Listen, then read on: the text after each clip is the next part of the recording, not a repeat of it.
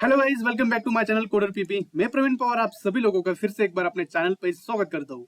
तो गाइस, पिछले वीडियो में हमने स्टार्ट किया था स्टैटिक कीवर्ड। उसमें हमने देखा था स्टैटिक वेरिएबल। स्टैटिक वेरिएबल को पिछले वीडियो में हमने बहुत अच्छी तरह से एक्सप्लोर किया था। उसका मेमोरी मैनेजमेंट क्या होता है। बेसिकली स्टैटिक कीवर्ड हम यूज करते हैं मेमोरी मैनेजमेंट के लिए, जो हमें जेवीएम प्रोवाइड करता है। अगर हम ऑब्जेक्ट क्रिएट करते हैं तो जेवीएम हमें हीप मेमोरी प्रोवाइड करता है। अगर हम स्टैटिक के साथ चलते हैं तो जेवीएम हमें प्रोवाइड करता है क्लास एरिया मेमोरी। उसका डिस्ट्रीब्यूशन कैसे होता है, उसका अलोकेशन कैसे होता है मेमोरी का, वो सारी चीजें हमने पिछले वीडियो में पढ़ी थी, उसको जाना था अच्छी तरीके से। तो इस वीडियो में हम देखेंगे स्टैटिक के और मेथड को, स्टैटिक के एक और फंक्शन को, स्टैटिक मेथड को। स्टैटिक मेथड में हम एक एग्जांपल के साथ स्टैटिक मेथड को समझेंगे।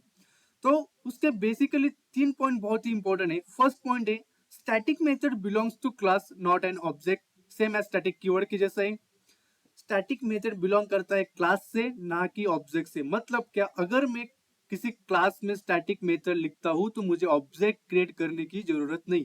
पहला पॉइंट यही बताता है हमें। पहला पॉइंट क्या बताता है, अगर मैं क्लास में स्टैटिक मेथड लिखता हूं तो मुझे ऑब्जेक्ट क्रिएट करने की जरूरत नहीं है। No need of create object in static method, so it's helps for memory management. तो second point, memory manage, second point जानने के लिए आपको जाना होगा पिछले वीडियो में, जो जहां पे मैंने जेवीएम का स्ट्रक्चर बताया था कि जेवीएम कैसे मेमोरी अलोकेट करता है, क्लास एरिया मेमोरी कैसे अलोकेट करता है और हीप मेमोरी कैसे अलोकेट करता है, और हम मेमोरी कैसे सेव करते हैं with the help of static keyword. वो सारी चीजें मैंने पिछली वीडियो में बताई थी। तो जाइए, वीडियो देखिए, लाइक कीजिए, शेयर कीजिए और चैनल को सब्सक्राइब करना मत भूलिए। तो आते हूं मैं थर्ड पॉइंट पे। थर्ड पॉइंट है मेरा, static method can access only static data, it can not access non static data. It can not access non static data. ये चीज क्या है मैं बताऊंगा आपको इक्लिप्स आईडी में। इन तीनों पॉइंट को बहुत ही अच्छी तरीके से, बहुत ही सिंपल तरीके से आपको मैं एग्जांपल के साथ समझाना चाहता हूं। तो चलिए मेरे साथ इक्लिप्स आईडी में। तो यहाँ पे आ गया हम इक्लिप्स आईडी। ये मेरा पिछला चैप्टर है, चैप्टर 10। इसको मैं क्लोज कर देता हूँ और चैप्टर 11 को ओपन करता हूँ। 11 में जाके एसआरसी में जाके आप मैं क्रिएट करूंगा एक क्लास जिसका नाम होगा सैंपल 1। क्रिएट कर देता हूँ, उसमें एक मेथड ऐड करता हूँ, मेन मेथड, और इसको फिनिश करता हूँ। यहाँ पे आ गया मेरा सैंपल 1 और यहाँ पे आ गया मेरा मेन मेथड। मेन मेथड को थोड़ा नीचे ले लेता हूँ। फॉर एग्जाम्पल गाइस, यहाँ पे अगर मैंने दो वेरिएबल्स डिक्लेयर किए, int a is equal to 10 और int b is equal to 20, दो डिक्लेयर किए। फॉर एग्जाम्पल मैं पहले आपको बेसिक बताता हूँ। अभी तक जो फंक्शनलिटी, जो सारी चीजें हमने जावा की जर्नी जैसे रही है, वो थोड़ा सा आपको रिवाइज करता हूँ। अगर मैंने किसी क्लास में, ये मेरा क्लास है, ये मेरा मेन मेथड है, अगर मैंने किसी क्लास में दो वेरिएबल डिक्लेयर किए, उस वेरिएबल में कुछ फंक्शनलिटी परफॉर्म करनी है, वॉइड अगर उसका मेरे को समेशन करना है, वॉइड सम नाम का एक मेथड लेता हूँ और उसमें मैं उसका एडिशन परफॉर्म करना चाहता हूँ, तो मैं क्या करूंगा, system dot out dot println और सिंपली क्या कर दूंगा, ए प्लस बी। तो गाइस, इस क्लास में ये मेथड है, तो मुझे क्या करना पड़ेगा, इस क्लास का इंस्टेंस ऑब्जेक्ट बनाना पड़ेगा, जो ऑब्जेक्ट हमें प्रोवाइड करता है हीप मेमोरी। इस चीज में मेमोरी का वर्ड बहुत ही इंपॉर्टेंट है, मेमोरी बहुत ही इंपॉर्टेंट है।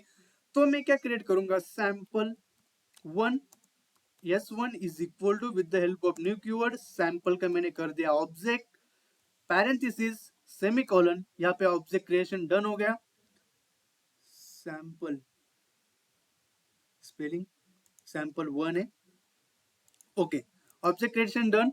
अगर मुझे इस सम को कॉल करना है, इन दो डाटा को, इन दो वेरिएबल्स को एक्सेस करना है, उसकी फंक्शनलिटी को परफॉर्म करना है, तो मुझे क्या करना पड़ेगा, सिंपली ऑब्जेक्ट से उस मेथड को कॉल करना पड़ेगा। ऑब्जेक्ट मेरा s1 है, s1 डॉट अगर मैं सम को कॉल करता हूं तो मुझे क्या मिलना चाहिए, 10 प्लस 20 इज इक्वल टू 30 मिलना चाहिए। तो मुझे यहाँ पे 30 मिलना चाहिए। 30 मिल गया, लेकिन यहाँ पे देखिए मैंने ऑब्जेक्ट क्रिएट किया तो जेवीएम हमें क्या प्रोवाइड करेगा, हीप मेमोरी प्रोवाइड करेगा। इसके अपोजिट है स्टैटिक कीवर्ड। अब हम देखेंगे स्टैटिक कीवर्ड कैसे कैसे उसकी फंक्शनलिटी परफॉर्म करता है। ये हमने सिंपली अभी तक हमने जो फंक्शनलिटी परफॉर्म की जावा के जरिए में, उसका एक थोड़ा सा आपको रिवाइज कर दिया। लेकिन अगर मैं कर देता हूं इस मेथड को स्टैटिक, अभी देखिएगा, इस ध्यान से देखिए, अगर मैं इस मेथड को कर देता हूँ स्टैटिक, तो मुझे यहाँ पे एरर शो करेगा। यहाँ पे मुझे क्या कर रहा है, एरर शो हो रहा है। देखो ए और बी के नीचे अपने को रेड लाइन दिखाई दे रही है, क्योंकि मुझे यहाँ पे थर्ड पॉइंट क्या बोलता है, थर्ड पॉइंट क्या बोला है, static method can access only static data, it can not access non static data.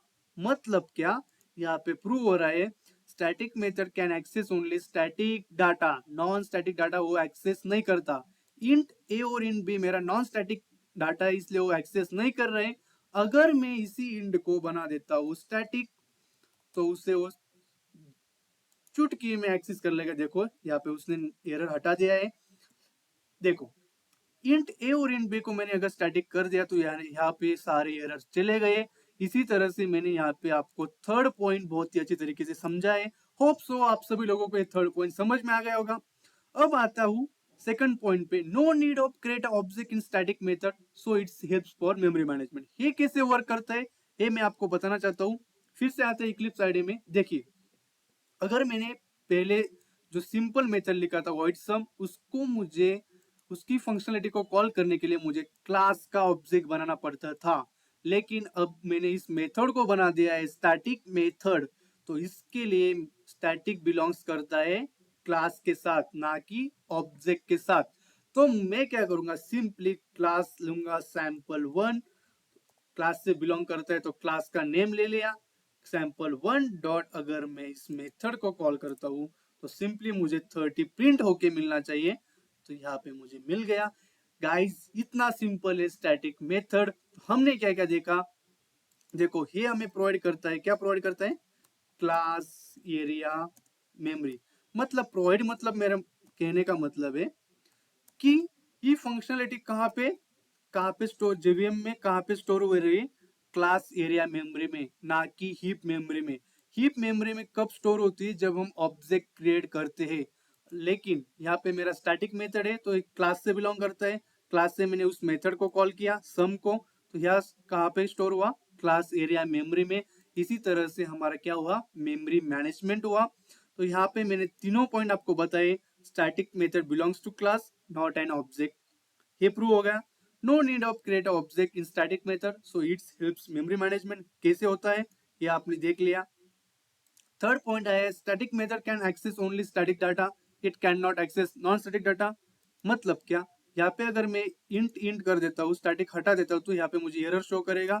वही चीज मेरा पॉइंट नंबर 3 है कि स्टैटिक मेथड में आप सिर्फ और सिर्फ स्टैटिक डाटा ही एक्सेस कर सकते हो, नॉन स्टैटिक डाटा आप लोग एक्सेस नहीं कर सकते। यही होता है मेरा स्टैटिक मेथड। इतना सिंपली स्टैटिक मेथड आपको बताया। अगर आपको ये मेमोरी मैनेजमेंट कैसे करता है ये चीज में कुछ डाउट होगा तो आपको जाना होगा मेरे पिछले वीडियो में, जहाँ पे मैंने सारी चीजें बहुत ही डिटेल में आपको समझाई है स्टैटिक वेरिएबल में। तो इस वीडियो में हम 3 पॉइंट बहुत अच्छे तरीके से समझे। तो गाइस इस वीडियो को एंड करने से पहले मैं आपको बताना चाहता हूँ, मेरे चैनल पे लेके जाना चाहता हूँ। ये मेरा चैनल कोडर पीपी, जहाँ पे मैंने जावा का बहुत ही अच्छा कोर्स अपलोड किया है फ्री ऑफ कॉस्ट। आप लोगों को बेसिक से सीखने को मिलेगा, बहुत सारी चीजें बहुत ही बेसिक से आपको समझाइए अपनी लैंग्वेज में, उसमें कोई आपको प्रॉब्लम नहीं आएगी। अगर प्रॉब्लम आती है तो कमेंट सेक्शन में हमें बताया करें, तो इस प्रॉब्लम का सोल्यूशन मैं आपके लिए लेके आऊंगा। तो इस वीडियो में अभी तक यहाँ रुकते हैं, हम मिलते हैं अगले वीडियो में स्टैटिक ब्लॉक के साथ। तब तक के लिए धन्यवाद, थैंक यू।